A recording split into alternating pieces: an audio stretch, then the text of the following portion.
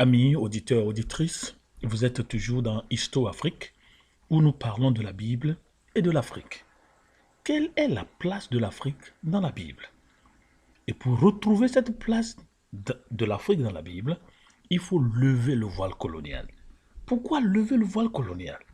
Nous disons toujours, nous croyons toujours, nous prêchons toujours, nous politisons toujours, nous annonçons toujours, nous discourons toujours que l'Afrique est ce qu'elle est à cause de la colonisation. Et nous sommes en train de voir comment l'Europe est devenue l'Europe. L'Europe est devenue l'Europe à cause de l'évangile de Jésus. Nous avons commencé par la Norvège, avec Hans Nielsen Hauge, qui a transformé la Norvège. Nous sommes allés en Corée du Sud, avec le roi Sejong, qui au XVe siècle a entendu une voix du ciel, qui lui dit, ton peuple est ce qu'il est parce que vous n'avez pas les saintes écritures. Nous sommes retournés en Allemagne. L'économie la plus forte de l'Europe est devenue ce qu'elle est à cause d'un seul individu, Martin Luther, qui s'est caché pour traduire la Bible en allemand. L'Allemagne était la colonie romaine. Et la langue qu'on parlait là-bas, c'était le latin, la langue officielle. Mais l'Allemagne est devenue ce qu'elle est devenue parce qu'il y a des Allemands qui ont compris que l'évangile est la clé de la transformation. L'évangile bien enseigné. L'évangile bien enseigné. Ils ont enseigné l'évangile. Nous sommes allés en Genève et nous restons dans la Genève, qui en 1530 était la ville la plus puante, la plus nauséabonde de l'Europe. Mais l'église, la lumière qui était là-bas avec John Calvin, ils ont vu que c'est la Bible qui est la clé de la transformation. Ils ont commencé à prêcher, à enseigner l'évangile. Ils ne disaient pas seulement aux gens de venir à Jésus, mais ils ont vu que la Bible parle du matériel et du spirituel. Ils n'ont pas accepté la philosophie grecque selon laquelle le monde est divisé en deux. Et vous savez, pour vous informer, la division du monde en deux vient des problèmes mathématiques. Vous connaissez le théorème de Pythagore. La somme de l'hypoténuse est égale à la somme des deux angles droits. Maintenant, Descartes pose le problème. Si la racine carrée est égale à 1, qu'est-ce que ça va donner? C'est là où on a divisé le monde en deux, en astronomie et en mathématiques. Dieu a créé un monde et un monde unique, un monde spirituel et un monde physique. John Calvin, dans la Genèse, dans la Genève, a compris cela. Et c'est ce qu'il a enseigné aux habitants genevois du XVe siècle. Et nous posons la même question à l'Église africaine. Qu'est-ce que nous enseignons? Qu'est-ce que nous-mêmes nous croyons d'abord? Est-ce que nous avons un modèle de ville que nous voulons fonder? Et l'histoire nous enseigne que pour que la Genève soit devenue le centre même de la diplomatie internationale, John Calvin et ses frères ont commencé à enseigner la vraie parole de Dieu. Et les prédications touchaient la responsabilité individuelle et la valeur du travail comme culte à Dieu. Nous sommes en Occident, le travail c'est comme un dieu. Nous travaillons comme des taureaux métalliques. Mais c'est un culte à Dieu. Dieu nous a créés pour travailler. Est-ce que l'Église en Afrique enseigne ça? On nous dit qu'il n'y a pas du travail. Le travail se crée. Le travail ne se prie pas. Est-ce qu'on peut s'enfermer dans une église? On dit Dieu, donne-nous des visions, donne-nous des révélations pour créer du travail. Est-ce qu'on peut inviter un businessman à l'église pour des prédications sur la création d'emplois? L'église pense que ça, ce n'est pas spirituel. Ce n'est pas spirituel. Est-ce que l'argent est spirituel? Comment un homme de Dieu sait que l'argent n'est pas spirituel, mais il demande l'argent tout le temps? Et ils ne croient pas que le travail est le premier appel que Dieu a donné à chaque humain. Mais gardez le jardin. Travaillez le jardin, c'est ce que Jésus a dit, et Dieu a dit. C'est le premier appel. Assujettissez la terre et dominez-la. C'est le premier appel. Le travail est le premier appel. Est-ce que l'Église de l'Afrique peut cesser à enseigner des choses, la division dans le monde? Les médecins disent qu'il y a 5 domaines de la vie, les 5 dimensions de la vie. Mais la dimension spirituelle n'est qu'une seule dimension. Mais que faisons-nous de la dimension sociale? Que faisons-nous de la dimension intellectuelle? Que faisons-nous de la dimension physique? Que faisons-nous de la dimension émotionnelle? Et ça fait partie de l'évangile. Et l'évangile nous dit, même la nature soupire. John Calvin, pour que la Genève soit ce que la Genève fut, il faut partir de l'évangile. Donc ils ont enseigné aux gens, comme on le disait, comment laver leur monde avec la parole de Dieu. Est-ce que vous êtes lavé avec la parole de Dieu? Est-ce que votre travail est lavé avec la parole de Dieu? Est-ce que votre passé est lavé avec la parole de Dieu? Si votre vie n'est pas lavée avec la parole de Dieu, c'est le moment de le faire. Dites, Seigneur Jésus, lave-moi avec ta parole. Jésus a dit, vous êtes déjà sanctifiés à cause de ce que vous avez entendu. La parole de Dieu sanctifie. Donc, ceux qui vont chez les marabouts pour se faire laver, vous n'avez pas besoin de faire ça. C'est la parole de Dieu qui vous sanctifie. Pourquoi? Lorsque la parole de Dieu, en tant que Jésus et Esprit, vient habiter en vous, vous êtes lavé et les sorciers n'ont plus d'effort d'action sur vous. Vous êtes sortis de leur repère. Leurs GPS ne peuvent plus vous localiser, ne peuvent plus vous repérer. C'est pourquoi la Bible vous invite à laver votre vie avec la parole de Dieu. Et la parole de Dieu, c'est un être, c'est un individu. Et c'est lui, Jésus.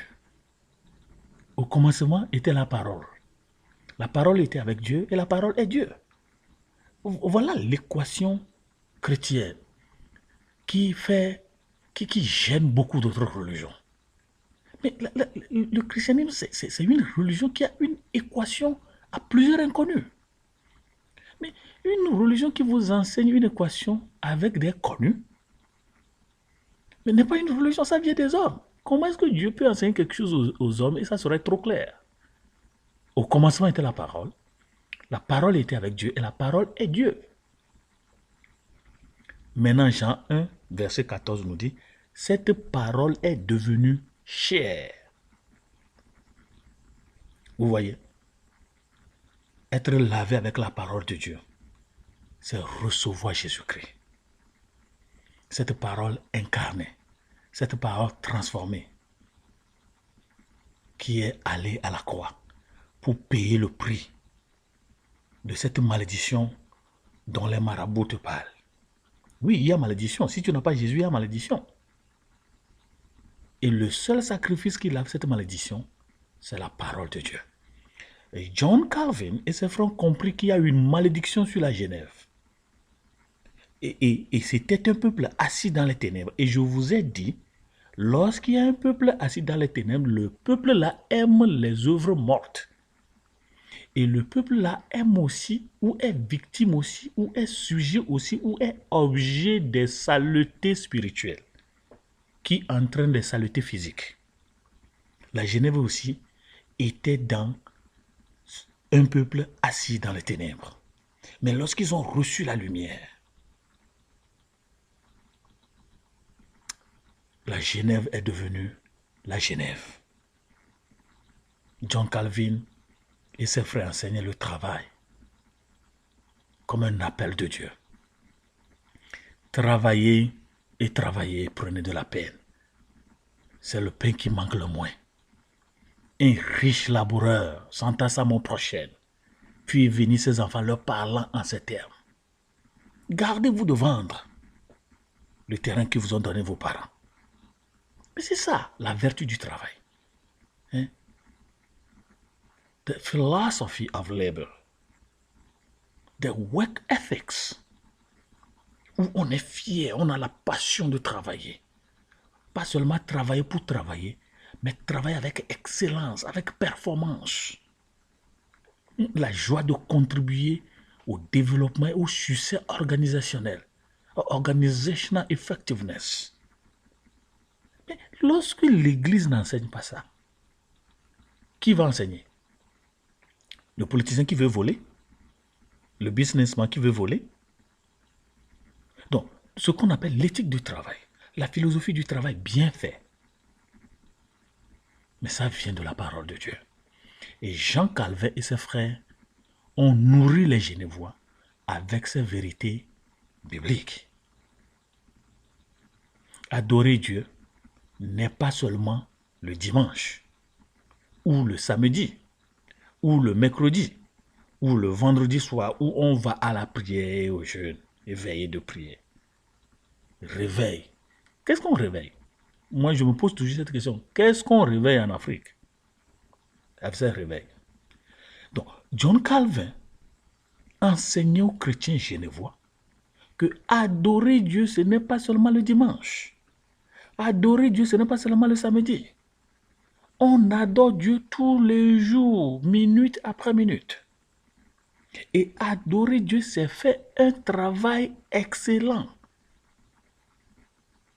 Adorer Dieu, c'est faire un travail pour rendre gloire à Dieu. Travailler pour rendre gloire à Dieu veut dire quoi? Dieu vous a donné un talent.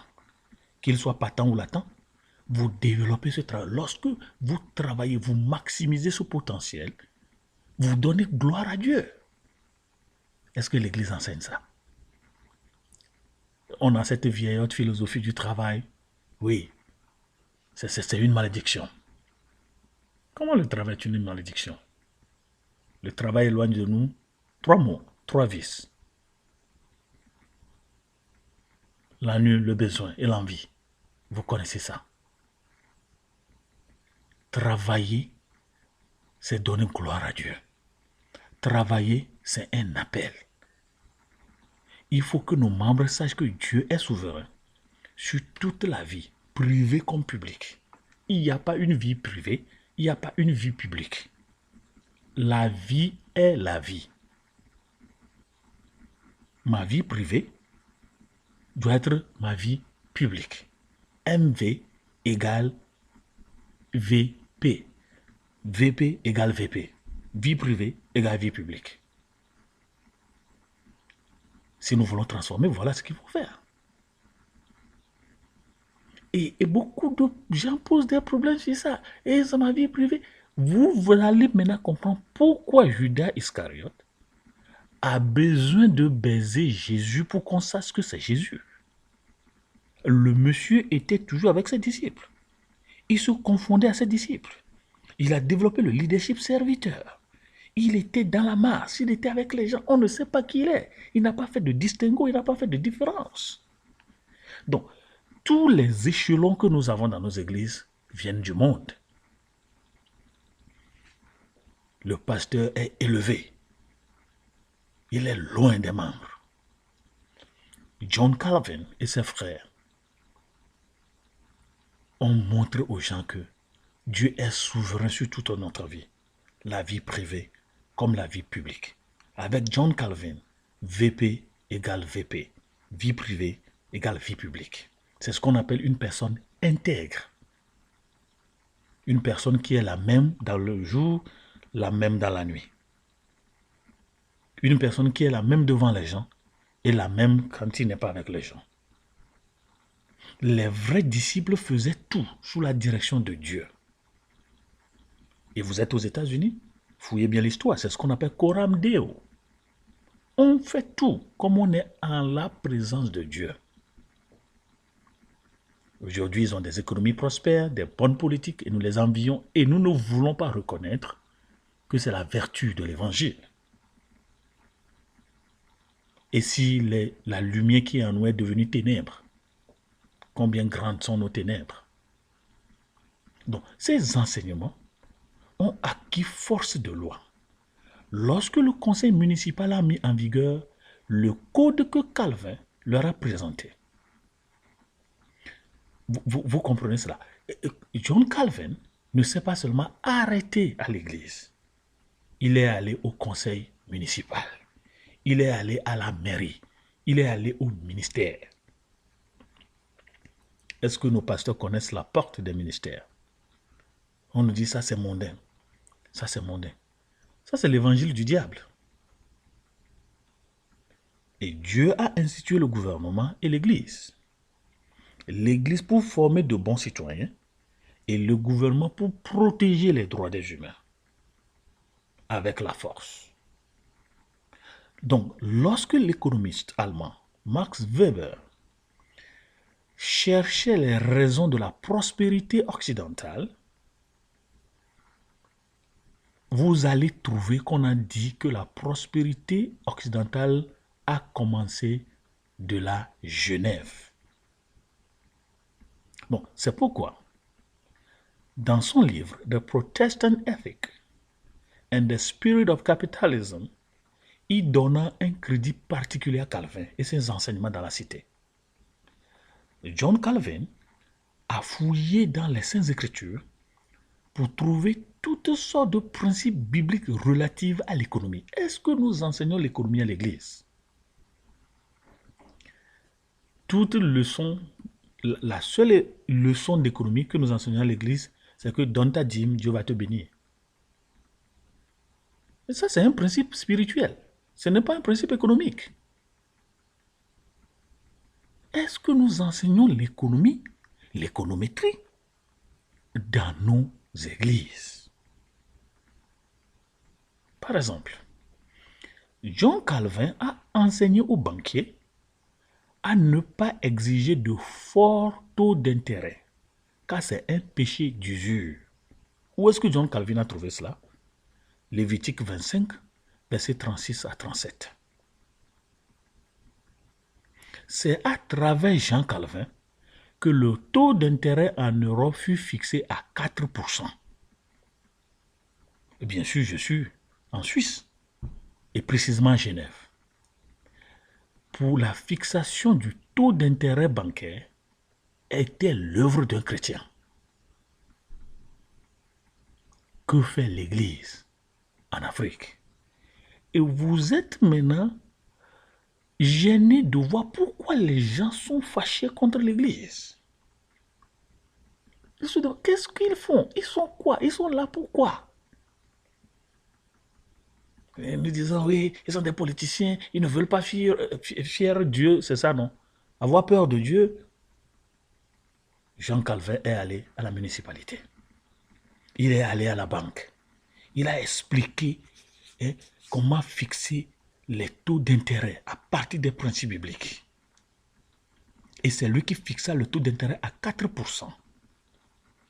Ce taux d'intérêt fixé par Jean Calvin était resté en pratique ou était resté en vigueur pendant 4 siècles. Ça fait 400 ans en Suisse.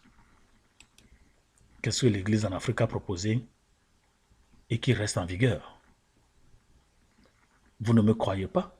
Lisez le livre Business Power for God's Purpose. Business Power for God's Purpose.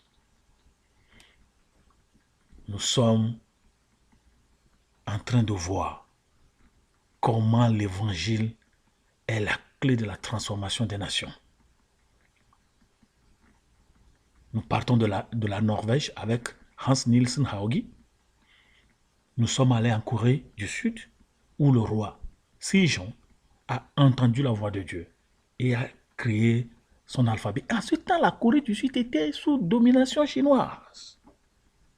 Nous sommes arrivés en Allemagne où Martin Luther a traduit la Bible en allemand, qui était depuis lors en latin. Et nous sommes maintenant dans la Genève, qui en 1530 était la ville la plus puissante de l'Europe. Mais Jean Calvin a créé un modèle de ville et qui a fait de la Genève ce que la Genève est.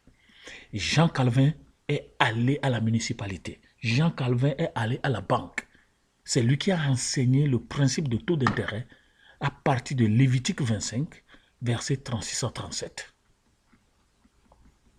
Mes amis, vous allez à la Banque mondiale, vous allez au FMI, Fonds monétaire international, on vous dira que pour qu'un pays développe, il faut qu'il travaille dur, économise, veiller à ce que les familles soient intactes, avoir des taux d'intérêt raisonnables et vivre dans un système de droit et d'accountabilité. Ça, c'est ce que la Banque mondiale et le FMI vous diront. Pour qu'on vous appelle pays développé, il faut travailler dur, il faut économiser, il faut veiller à ce que les familles soient intactes, il faut avoir des taux d'intérêt raisonnables et vivre dans un système de droit et d'accountabilité. Ces deux institutions enseignent ces principes à leurs pays membres. Mais au XVIe siècle déjà, et plus des milliers d'années d'avant, la Bible a enseigné cela. C'est la Bible qui a enseigné ça. Mais c'est pourquoi le manuel de formation des leaders sur le développement, ou le manuel de développement des leaders, de l'organisation qu'on appelle la Samaritan Strategy, nous parle de la réforme occidentale. Et ce manuel nous dit que la réforme occidentale repose sur trois choses fondamentales. Il y a le domaine théologique, le domaine politique, le domaine économique, qui sont dans une interaction dynamique et qui produisent un effet synergique et qui dépassent la somme des trois parties. Leurs principes de réforme sont articulés en trois devises qu'ils appellent cris de ralliement. Le premier cri de ralliement est le cri de ralliement théologique. Solo Christo. Christ seul. Jean 14, verset 6. Sole fide. Une seule foi. Éphésiens 2, 8 à 9. Solo scriptura. Les Écritures seules. 2 Timothée 3, 16. Acte 17, verset 11. Vous êtes en Europe. Vous enviez l'Europe. Et vous insultez l'Afrique. Mais c'est le cri de ralliement théologique qui a fait de l'Europe dans laquelle vous vivez. Solo Christo, solo Dei, solo Scriptura. Et c'est ça qui a fait de l'Europe réussie. Et il n'y a pas seulement une réforme théologique. Et même avant de parler d'une autre réforme, est-ce que nous n'avons pas besoin de réforme théologique en Afrique? Regardez tout ce que les gens enseignent. Vous allez, regardez bien, ce n'est pas de la Bible. Ce n'est pas solo Christo. Ce n'est pas solo Scriptura. Ce n'est pas solo Fide.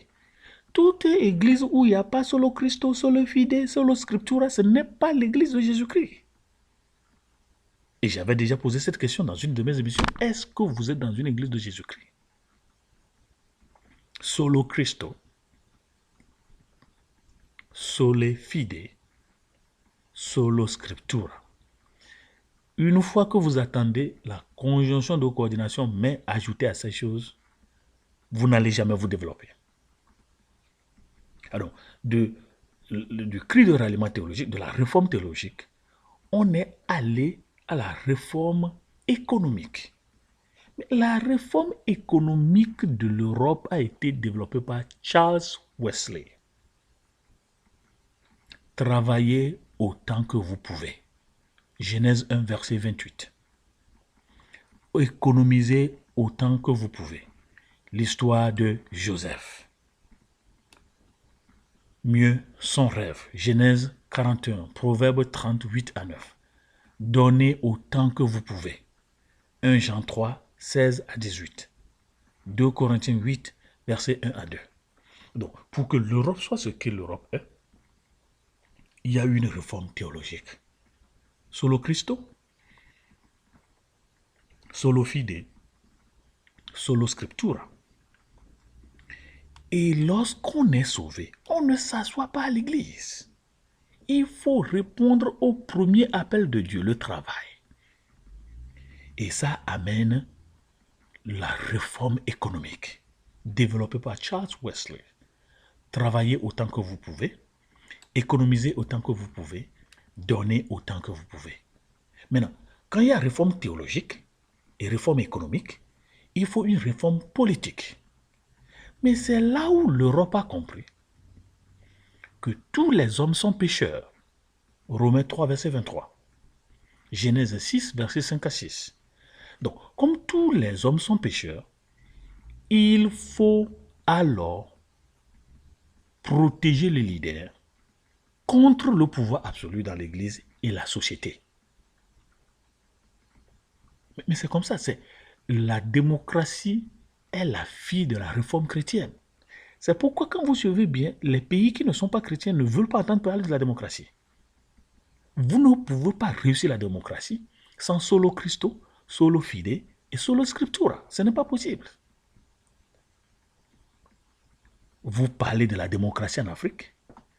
Tant que les leaders ne vont pas comprendre que tous les hommes sont pécheurs. Et comme nous sommes tous pécheurs, je ne peux pas avoir tout le pouvoir à moi, de peur de m'en abuser. Il n'y aura jamais de démocratie. L'Europe a compris cela. Et c'est là où le philosophe historien Lord Acton, 1834 à 1902, a dit « Le pouvoir corrompt l'homme et le pouvoir absolu corrompt absolument. » L'Afrique cite ça. Mais est-ce que nous savons que c'est une dérivée de Romains 3, verset 23? Tous les hommes sont pécheurs. Donc on ne peut pas donner le pouvoir à un seul individu. Il faut maintenant ce qu'on appelle le team leadership. Il faut maintenant le shared leadership. Lorsqu'on ne comprend pas ces choses, oubliez le mot démocratie. Donc ensemble, ils vont mettre l'accent sur le leadership pluriel. Ils vont mettre l'accent sur le sacerdoce royal de tous les chrétiens. Tout chrétien est un ministre de Dieu. Donc ensemble avec les pères de la cité, Jean Calvin exigea que les écoles soient créées et que l'argent soit disposé pour l'éducation de tous les enfants. Voilà une vraie révolution. Pourquoi? Pourquoi est-ce que tous les enfants doivent aller à l'école? Mais ils sont créés à l'image de Dieu. Il faut que chaque enfant sache comment lire la parole de Dieu. Pour la première fois dans l'histoire du monde, à part l'ancien Israël, l'école était pour toutes les classes et non seulement pour ceux qui le pouvaient. Contrairement à l'Israël d'antan, même les filles allaient à cette école. Quand les gens ne vont pas à l'école, c'est un frein à l'éclosion des dons et talents que Dieu a mis en eux. C'est une perte des talents qui doivent être développés pour bénir d'autres personnes. Lorsque nous privons les gens de la liberté et de l'occasion d'apprendre à lire et à écrire, nous tuons de nouvelles inventions, nous tuons de nouvelles idées. Vous voyez ce qui a fait de la Genève la Genève? La parole de Dieu. Solo Christo, solo fide, solo scriptura. Il faut travailler autant qu'on peut, économiser autant qu'on peut, donner autant qu'on peut. Et tous les hommes sont pécheurs, c'est pourquoi le pouvoir ne doit pas être concentré dans la main d'un seul individu. Et l'école est obligatoire. C'est l'Israël qui est le premier pays au monde à rendre obligatoire l'éducation. Est-ce que ça gêne l'Église en Afrique? Que nous ayons des gens dans nos églises qui ne savent pas lire. Et ça ne nous gêne pas. Et nous qui avons cette lumière en nous, vous avez été à l'école, vous avez le bachelor, vous avez le master, you have ceci, degree. Est-ce que ça te gêne qu'il y ait des enfants de Dieu qui ne peuvent pas lire? Et comment croyez-vous avoir le développement? La Genève est devenue Genève à cause de John Calvin et les réformateurs. Solo Christe, solo Dei, solo fide, solo scriptura. Est-ce que vous avez un modèle de vie pour l'Afrique? À tout à l'heure.